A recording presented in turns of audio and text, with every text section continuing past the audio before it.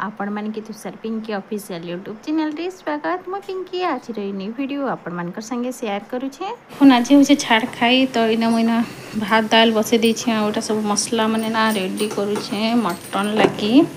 तो अदा और रसुण पेस्ट एटा प्याज पेस्ट सब मिक्स गरम मसला एटा सब फुटण लागी मु गरम मसला और प्याज काटी देछे सब चुपा मैंने पड़ी नहीं रखा ताले देख मटन ना तो भात दाल सारे कना मटन के बसामी इन्हें देख मटन रोषे करवा लगे मुझे सब जिनस करदेनी ना रेडी आज ना मुझे तले रोषे करुचे छोट गैस टे बहुत सारा मटन अच्छे उपरे गंजटे जदि करब ना हाइट बहुत दरकार तो से बोलिक तले रोषे कर गंजटा मोर हो ना गरम से किसी सोरष तेल पकई दूसरी जिते दरकार से पकाउन तार अधिका नहीं पकाबार आउ सोरष तेल गंजटा बहुत गरम थिला तो तेलटा बहुत जल्दी गरम हो गला मुझे जीरा फुटाबार लगी आउ सब गोटा गरम मसला ना माने जमती इलायची लवंग बड़ इलायची आउ खीर पकाला पतर ये सब ना सब मसला जिनस मुझे करदे रेडी आगे गोटे प्लेट्रे सब अल्प अल्प तो से सब के ये पकई दूचे तब काटिकी किसी प्याज नहीं दुई तीन टा प्याज नहीं जाइए काटिकी कहीं पेस्ट बहुत करे माने अदा रसुण प्याज पेस्टा बहुत हो जाइए तो मुझे प्याज टे कम दूसरी जब बेसी प्याज देवी ना तरकारी मीठापण आसी तो से बोलिकी इने ना यहाँ मुझे सब माने प्याज गरम मसला ये सब पकई गोटाटा ताके टे भाजी देखिए प्याजटा जब भलसे भाजी नहीं होता देल ना कंचा कंचा और तरकारी कलर भी भल नहीं आसे तो प्याज के भल माने बहुत गोल्डन कलर होगा पर्यंत भाजी मोर प्याज ना गोल्डन कलर हो आसाला ना तो से मैंने सब मसला के रेडी करूनी पकाबार लगे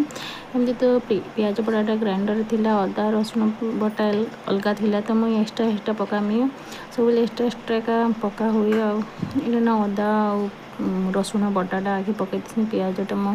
भल भाव भाजी हो जाता ना तो से बोलिक ये मसला सब ना आगे टे पेस्ट माने भल से भाजला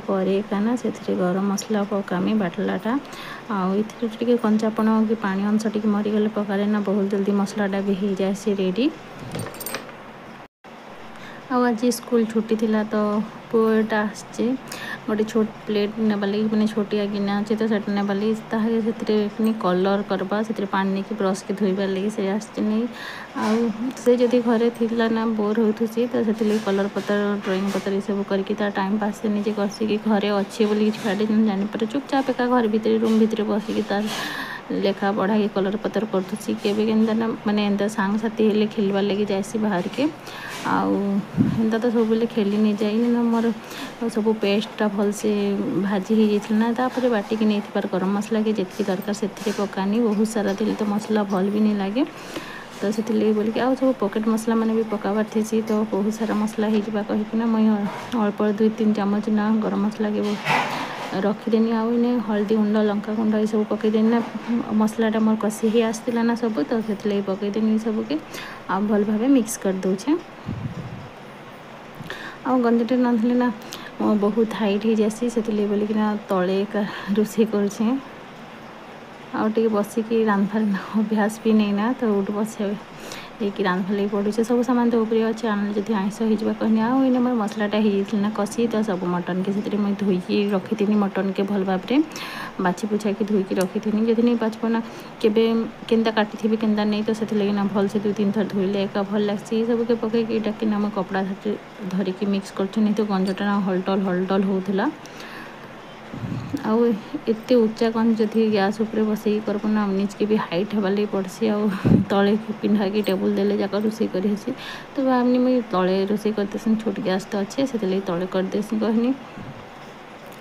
आने ना कषुनी इन्हें किसी समय पानी टी अंटी आसला ना मटन रू तो से स्वाद अनुसार लुण पकईदेनी लुण पकईके भल भाव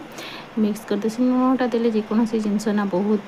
जल्दी सीझी जासी आउ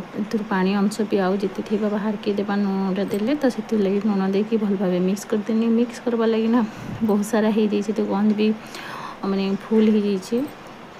तो से प्रोब्लेम होता है देखो लुण पकई सारापर ना टी मोर सीझी भी आसला ना कषाटा हो भी आसला ना तरकारी मोर पूरा पूरी हो गला रेडी मोर आज वीडियो ये सबुदिन तो भात सब रोषे करबार वीडियो छाड़ुचे आज खाली ना मैं मटन केमती रोषे करनी छाड़ खाई से सब सेटिंग केमती लगुच कमेंट द्वारा निहाती जन भी जब चैनल नुआ आसना प्लीज चैनल के सब्सक्राइब करवा लगी बिल्कुल